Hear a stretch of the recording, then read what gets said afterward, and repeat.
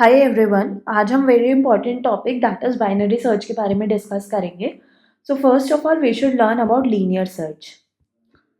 Linear search क्या होता है? सपोज आपके पास एक लिस्ट ऑफ इंटीजर्स गिवन है एंड इसमें आपसे कोई पूछे फाइंड पोजीशन ऑफ एलिमेंट 9।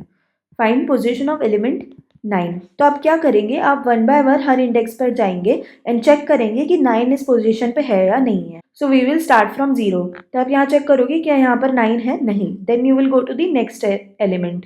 क्या यहाँ पर 9 है? नहीं। Next index and so on. ठीक है, आप जब तक करोगे जब तक आपको 9 नहीं मिल जाता, राइट? तो वर्स्ट केस में आपकी टाइम कॉम्प्लेक्सिटी क्या होगी? Big O of n, where n is the length of your list. Okay, and इसी टाइम कॉम्प्लेक्सिटी को रिड्यूस करने के लिए हम क्या यूज करते हैं? Binary search.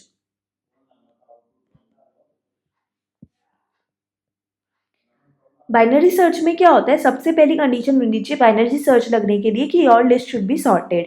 Why it should be sorted ये हम डिस्कस करेंगे। तो पहले मैं इस लिस्ट को सॉर्ट कर देती हूँ। This is your sorted list. Find position of element 5।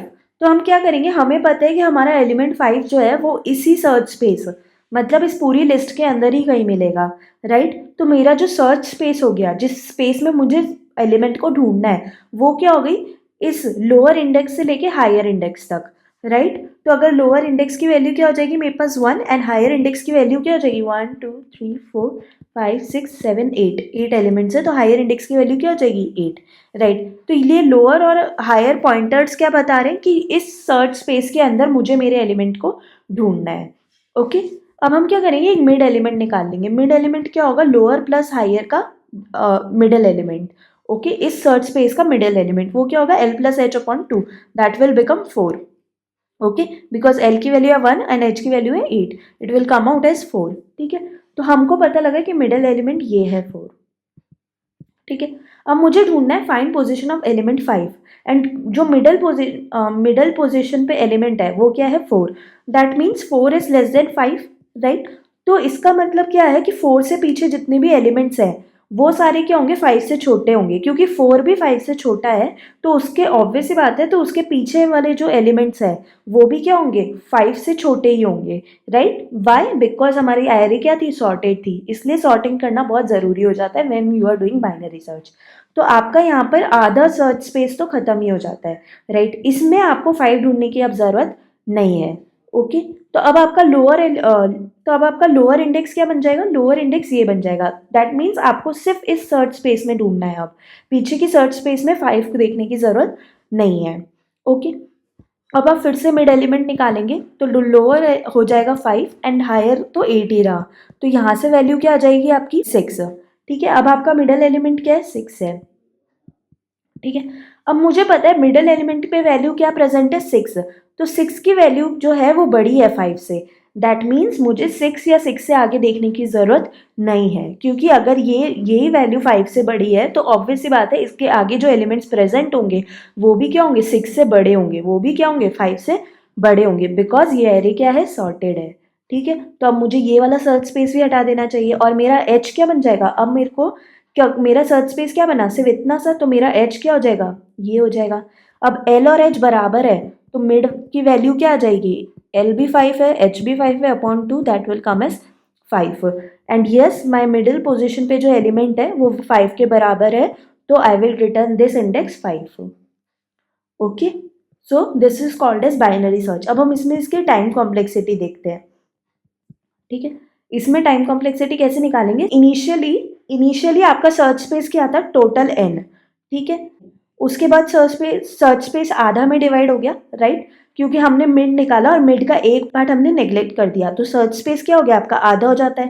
ठीक है, सेकेंड टाइम क्या किया? मिड का भी आधा पार्ट हमने नेग्लेक्ट कर दिया, तो n/2 का भी और आधा कर दिया, राइट? तो क्या हो जाएगा? n/4। ठीक है, एंड सो ऑन। ये कब तक चलेगा? सपोज यही चीज k टाइम्स चल रही है तो n/2 की पावर k आपका हो जाएगा। एंड ये कब एंड होगा? जब n/2 की पावर k की वैल्यू क्या हो जाएगी? 1 हो जाएगी। दैट मीन्स आपके पास सिर्फ एक ही एलिमेंट बचा है, आपका सर्च स्पेस में सिर्फ एक ही एलिमेंट है। ठीक है, तो इसकी वैल्यू क्या हो जाएगी? 5 के बराबर हो जाएगी। तो n इज इक्वल्स टू 2 की power k, both side log लेंगे तो log of n is equals to k। And यही आपकी क्या है? टाइम कॉम्प्लेक्सिटी है। ठीक है, so time complexity is big O of log n। So now I will take an example जहाँ पर एक्चुअली मैंने अपनी लाइफ में बाइनरी सर्च को अप्लाई किया है. So what happen in my previous profession where I was working as a software engineer, there was one dashboard. Okay. And वो dashboard हम क्या यूज़ करते हैं, वो डैशबोर्ड हम मॉनिटर करने के लिए यूज़ करते हैं कि सारी एपीआई ढंग से चल रही है या नहीं चल रही है. Okay. So it is for monitoring all the functioning of our APIs. Okay, so it is basically a monitoring dashboard. And one fine day what happened कि हमारी टीम को रियलाइज हुआ कि ये डैशबोर्ड जो है it is not working. Okay. So now my task was to identify कि what is the bug and उस बग को फिक्स करना. ओके. अब हमें पता नहीं था कि ये डैशबोर्ड कब से नहीं चल रहा है. बिकॉज इस डैशबोर्ड पे कोई अलर्टिंग नहीं थी तो हमें पता नहीं था कि ये डैशबोर्ड कब से नहीं चल रहा है.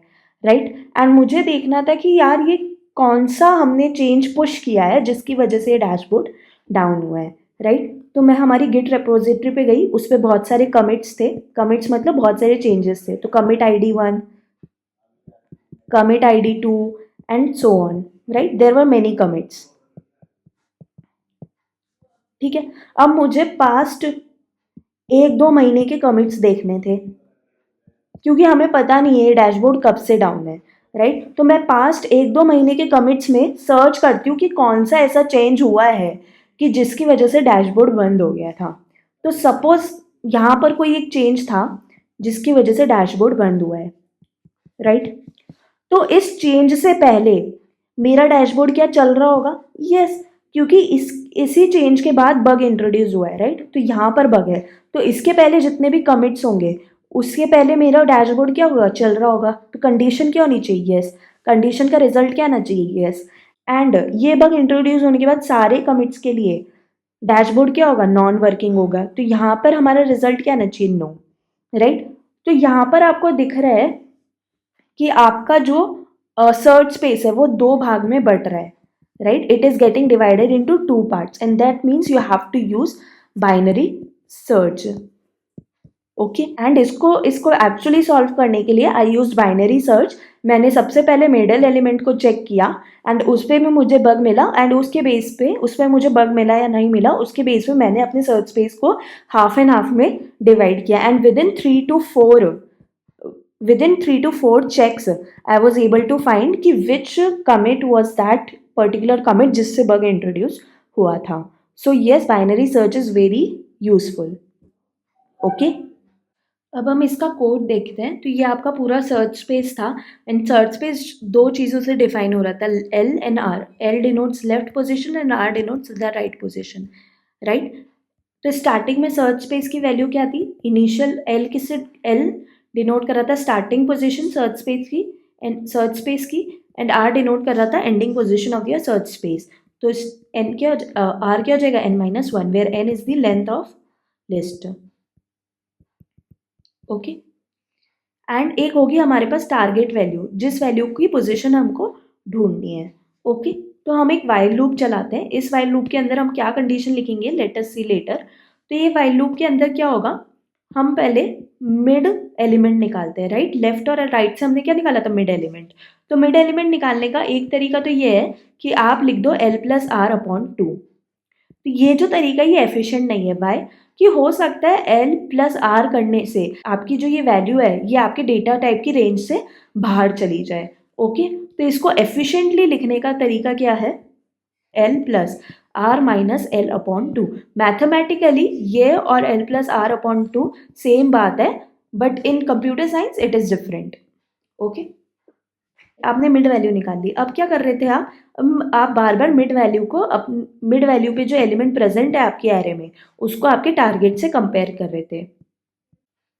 अगर जो मिड एलिमेंट है वो टारगेट से बड़ा है दैट मीन्स आपको इसके आगे सर्च करने की ज़रूरत नहीं है.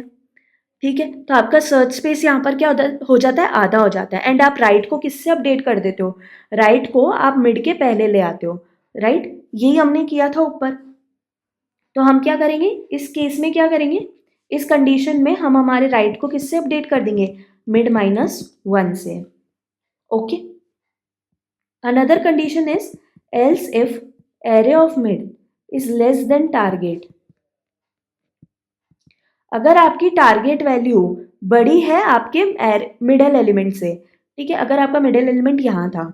ठीक है, एंड आपकी टारगेट वैल्यू इस पे प्रेजेंट एलिमेंट से बड़ी है, तो आपको क्या करना है, आपको राइट में ढूंढने की ज़रूरत है, ठीक है। लेफ्ट वाली रेंज को नेग्लेक्ट करना है, तो हम क्या करेंगे, एल को अपडेट कर देंगे किससे, मिड प्लस 1 से, राइट। एंड लास्ट कंडीशन जो क्या बच जाती है, लास्ट कंडीशन क्या बच जाती है, when array of mid is equals to the target value, right. इसमें हम सीधा सीधा क्या रिटर्न कर सकते हैं, हमारी मिड पोजीशन, राइट। अब हम यहाँ देखेंगे कि वाइल लूप के अंदर कंडीशन क्या होनी चाहिए। सो सपोज आपके पास ये था 1 2 3 4 8 9, ये आपके पास लिस्ट थी, ठीक है। एंड आपको कोई बोले फाइंड पोजीशन ऑफ 5, ठीक है। तो आपको मान लीजिए इनिशियली मिडल एलिमेंट मिला 3 एंड आपने इस सर्च स्पेस को हटा दिया, उसके बाद आपको मिला मिडल एलिमेंट मिला 8 एंड आपने इस सर्च स्पेस को भी हटा दिया, उसके बाद आपको मिला मिडल एलिमेंट 4। यहाँ पर आपके पास सिर्फ एक ही एलिमेंट बचा है, राइट। बट आप देख सकते हो कि 4 is not equals to 5, 4 is not equals to 5, that means अभी आपके एल और आर इसी को पॉइंट कर रहे होंगे, राइट। तो दैट मीन्स अभी भी आपकी मिड वैल्यू जो है वो आपकी टारगेट वैल्यू से के बराबर नहीं है, दैट मीन्स आपकी जो टारगेट वैल्यू है वो इस एरे के अंदर प्रेजेंट ही नहीं है।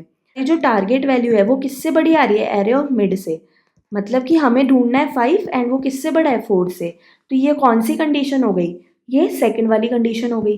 तो हम क्या कर देंगे, एल को किससे अपडेट कर देंगे, मिड प्लस 1। तो एल हमारा क्या हो जाएगा, मान लीजिए ये एल 1 2 3 4 5 6, ठीक है। तो एल और आर क्या थे, 4 थे, तो एल हमारा किससे अपडेट हो जाएगा, मिड प्लस 1, और मिड इससे क्या निकलेगा, 4, तो मिड प्लस 1, 4 प्लस 1 5। तो अब मेरा एल हो गया 5 एंड आर मेरा हो गया 4। अगर आप देखें तो हर बार हम सर्च स्पेस में एल और आर जो देख रहे थे उसमें एल हमेशा आर से छोटा था, ठीक है। एल हमेशा क्या होता था, आर से छोटा होता था या बराबर होता था in case of one element, अगर एक ही एलिमेंट बचे तो बराबर होता था, राइट। अब यहाँ पर उल्टा हो रहा है, यहाँ पर उल्टा हो गया है, ठीक है। आर यहाँ पर है और एल उससे बड़ा है, ठीक है। तो जब ऐसी कंडीशन आ जाए कि एल बड़ा हो जाए आर से, तो इस केस में हमको रुक जाना चाहिए, क्योंकि हमें पता है कि इस पूरी एरे को हमने देख लिया एंड कहीं पर भी ये एलिमेंट 5 प्रेजेंट नहीं है। तो ये लूप कब तक चलना चाहिए, while L is less than equals to R, okay.